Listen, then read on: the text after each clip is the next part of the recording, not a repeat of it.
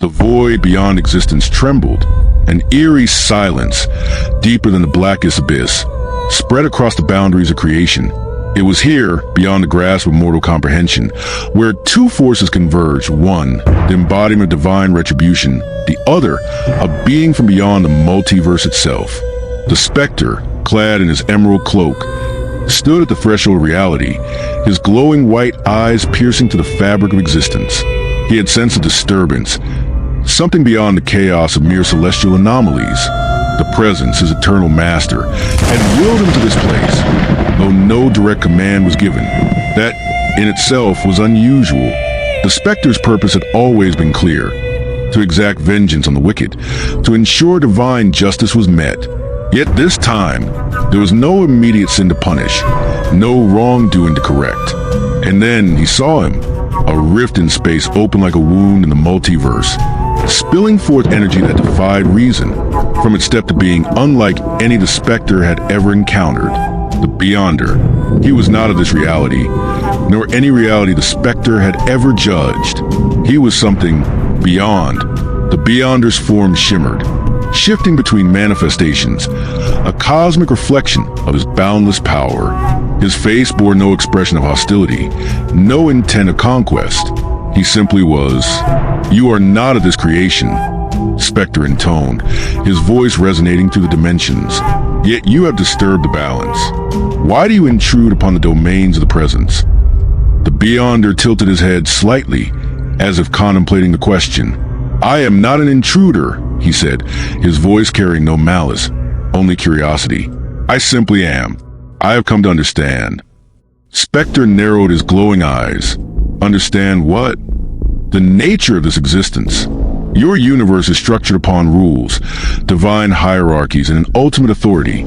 The Beyonder continued. "But why? I have known no such boundaries. I have shaped entire realities with mere thought, erased multiverses with a whisper. And yet, in your domain, there is an unseen force beyond even you. I wish to comprehend it." The Spectre's grip on his power tightened. He had encountered countless cosmic beings, universal conquerors, ancient gods, even the Anti-Monitor himself. But this entity was different.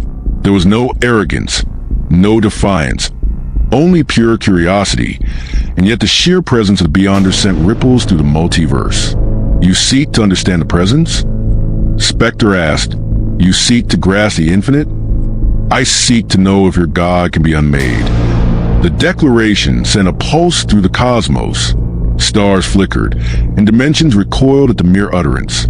The Spectre's aura flared, his cloak billowing as his divine essence reacted. "That knowledge is beyond even me," Spectre admitted, his voice colder now. "And to seek it is to invite judgment." The Beyonder smiled faintly. "Judgment," he mused. "By whom? You?" Spectre raised a hand, and the very fabric of reality twisted at his command. Nebulas unraveled, time stilled, and the weight of divine authority pressed against the Beyonder's form. Spectre's presence had judged celestial beings, rendered judgment upon the worst of existence. Yet, the Beyonder did not flinch. "You do not comprehend what you are dealing with," Spectre warned.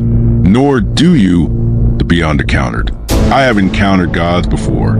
I have been beyond gods." What happens when an unstoppable force meets an unmovable object?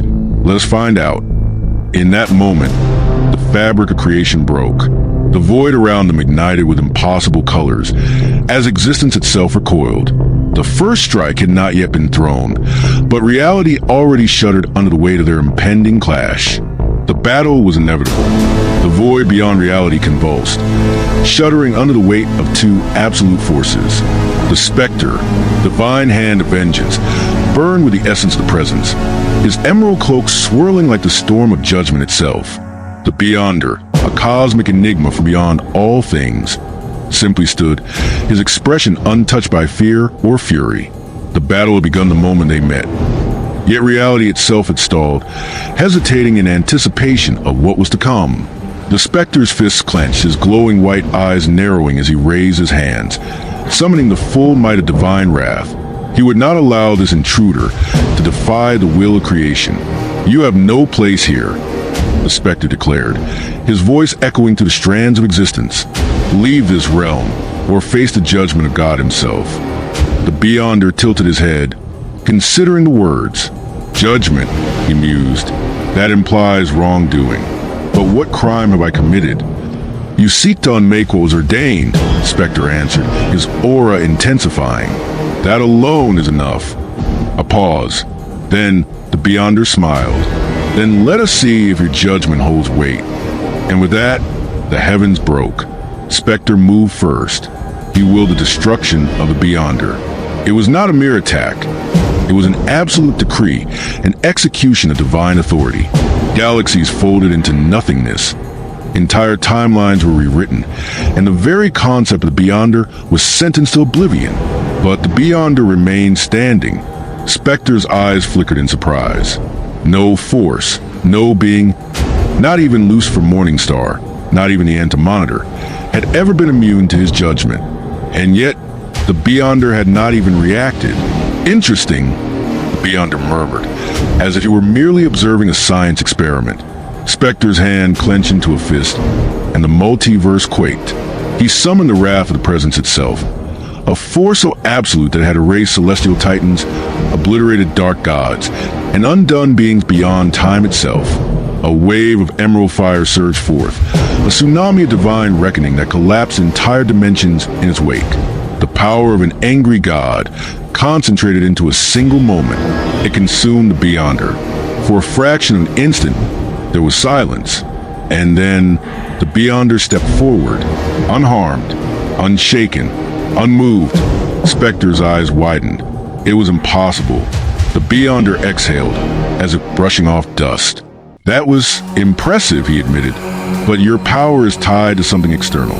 Your presence, your God, it limits you. Spectre roared, refusing to accept what was happening. He reached into the deepest depths of divine power, pulling from a place even the most ancient beings feared to touch. The sky turned black. The fundamental laws of reality shattered. The very word of creation trembled in his grasp. And then he spoke. A single utterance. The command of unmaking. The very power that cast down demons, unraveled the fabric of time, and set entire planes of existence ablaze. It was beyond destruction. It was divine finality, an absolute erasure, decreed by God himself. The Beyonder blinked and refused it. The Spectre's energy dissolved into nothing. The supreme will of the presence, the fundamental force of vengeance itself, reduced to silence. Spectre staggered. For the first time in eternity, he felt something he had never known. Helplessness. How? Spectre whispered. The Beyonder approached, his steps sending ripples across all creation. Because I am beyond all things, the Beyonder said simply. You are powerful, Spectre, perhaps even among the greatest forces in your universe. But that is where your reach ends. Your universe. Spectre clenched his fists, his power flaring once more. I am vengeance itself, the wrath of the presence.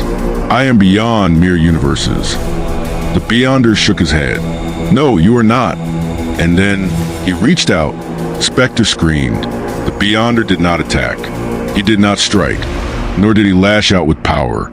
He simply touched Spectre's essence and unmade him, not destroyed, not erased, just undone.